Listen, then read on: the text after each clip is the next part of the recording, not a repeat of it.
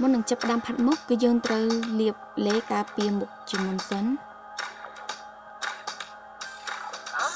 បន្ទាប់មកយើងដាក់ម្សៅទ្រនាប់ជាដំណាក់តូចៗនៅលើពណ៌ក្រោមចង្កាខ្ទង់ច្រមុះលើថ្ងាស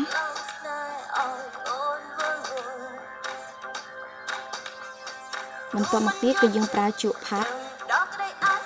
ជាមួយនឹងម្សៅទ្រនាប់យាយសពជុំវិញផ្ទៃមុខខ្ទង់ច្រមុះក្រោមភ្នែកត្បូងភ្នែកណាញីសពជុំវិញដើម្បីឲ្យម្សៅមានសភាពម៉ត់ល្អនិងធ្វើឲ្យមុខយើងមានពណ៌ស្មើគ្នា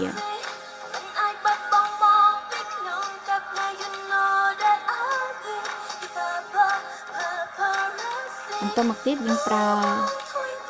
ក្រែមបំបត្តិស្លាកស្នាមដាក់នៅខាងក្រោមភ្នែកដើម្បីបំបត្តិភាពខ្មៅនៅក្រោមភ្នែកគៀនច្រមុះបន្តមកទៀតយើងប្រើដៃញីសពជុំវិញគៀនច្រមុះដើម្បីកុំឲ្យមានការកកស្ទះម្សៅនៅពេលដែលយើងបែកញើសជាពិសេសគឺក្រោមភ្នែក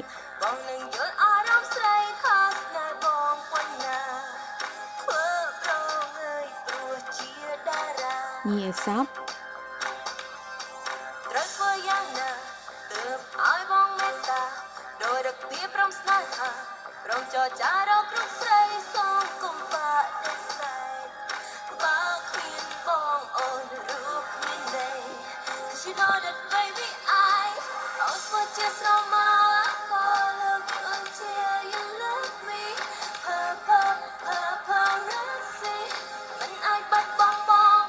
បន្តមកទៀតគឺយើងប្រើម្សៅផាត់ជាមួយនឹងប៉ុងដាក់បន្តិចជុំវិញពណ៌ចង្កាខ្ទង់ច្រមុះណាញីអសពដើម្បីកុំឲ្យម្សៅកកនៅលើផ្ទៃមុខ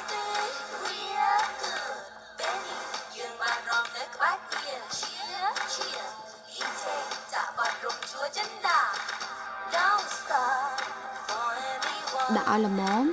កុំឲ្យដាក់ខ្លាំងពេកធ្វើឲ្យមុខផ្ទៃមុខអាចសខ្លាំងបាន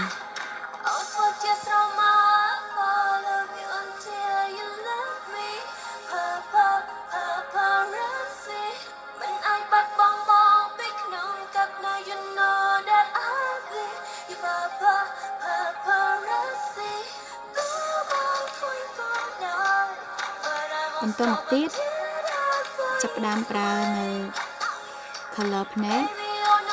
ខ្ញុំជ្រើសរើសយកពណ៌កាឈូកស្រាល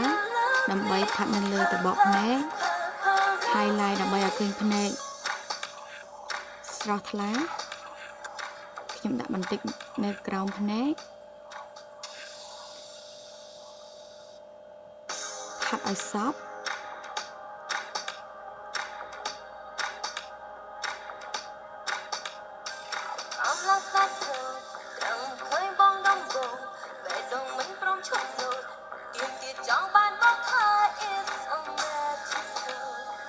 បន្តមកទៀតខ្ញុំពាក់រោមភ្នែកដោយសារតែខ្ញុំមានភ្នែកតូចដូច្នេះខ្ញុំ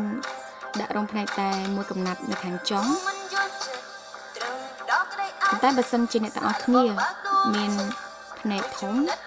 អាចពាក់រោមភ្នែកជុំវិញបាន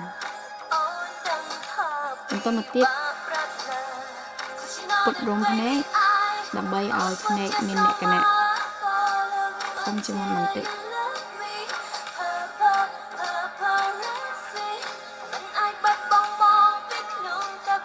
បន្តមកទៀតខ្ញុំប្រើជាក្រែមគូសភ្នែក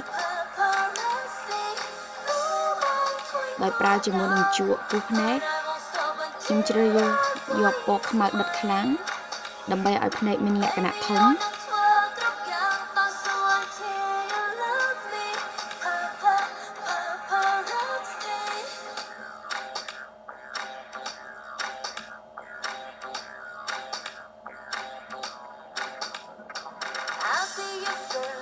ការគូសភ្នែកត្រូវមានការប្រុងប្រយ័ត្នជាទីបំផុត ពីព្រោះបើយើងមិនស្ទាត់អាចធ្វើឲ្យប្រតាក់ភ្នែកពិបាកនឹងលុបចេញផងដែរបើសិនជាអ្នកទាំងអស់គ្នាមិនចូលចិត្តគូសកន្ទុយភ្នែក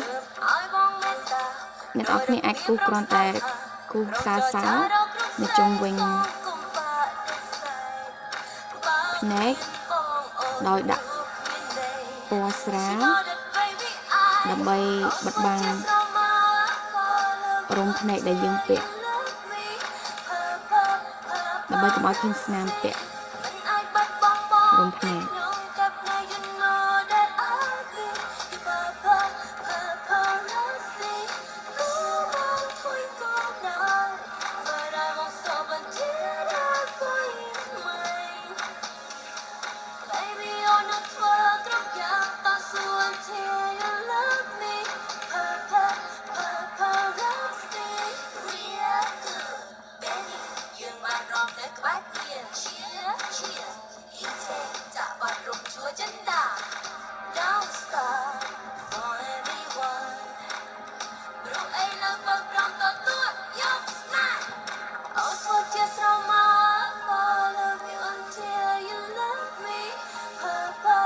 បន្តមកទៀតខ្ញុំដាក់ color ពណ៌សនៅលើខ្ទង់ច្រមុះខ្ញុំបន្តិចដើម្បីឲ្យលក្ខណៈមើលទៅច្រមុះរាងខ្ពស់ជាងមុនបន្តិចនិងស្រួចជាងមុនបន្តិច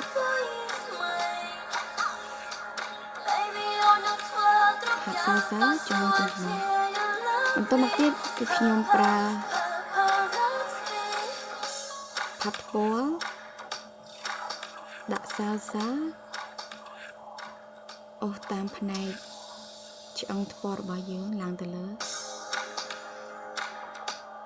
ផាត់ឲ្យសព្វ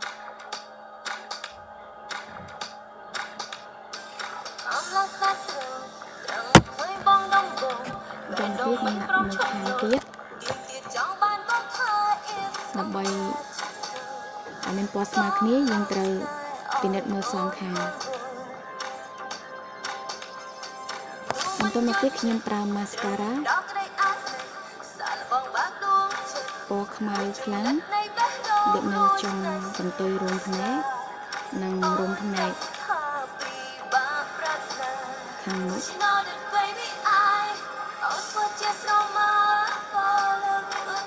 ដើម្បីឲ្យមើលទៅរោមភ្នែកដែលពាក់និងរោមភ្នែកធម្មជាតិរបស់យើងមានលក្ខណៈដូចគ្នាដោយសារតែខ្ញុំមិនសូវពូកែខាងគូនចិញ្ចើមដូច្នេះខ្ញុំតែងតែ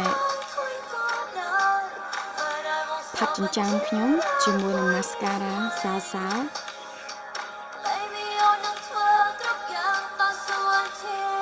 ្វើឲ្យចិញ្ចើមយើងមើលទៅមានលក្ខណៈបែបធម្មជាតិ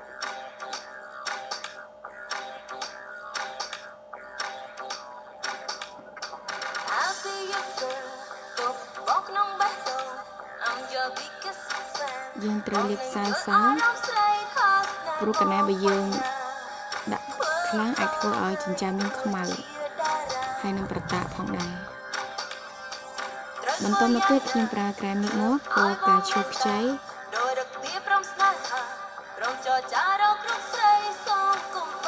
នៅតាមកែមាត់របស់យើងដើម្បីឲ្យក្រែមនិងផ្ទៃមុខម្សៅមានលក្ខណៈស្មើសពគ្នាដូច្នេះខ្ញុំដាក់ម្សៅទ្រនាប់បន្តិចនៅជុំវិញកែមាត់បន្ទាប់មកខ្ញុំយកជក់មកផាត់និងញីឲ្យសព្វដើម្បីឲ្យមើលទៅផ្ទៃមុខរបស់យើងនិងក្រែមមានលក្ខណៈម៉ត់និងចូលគ្នា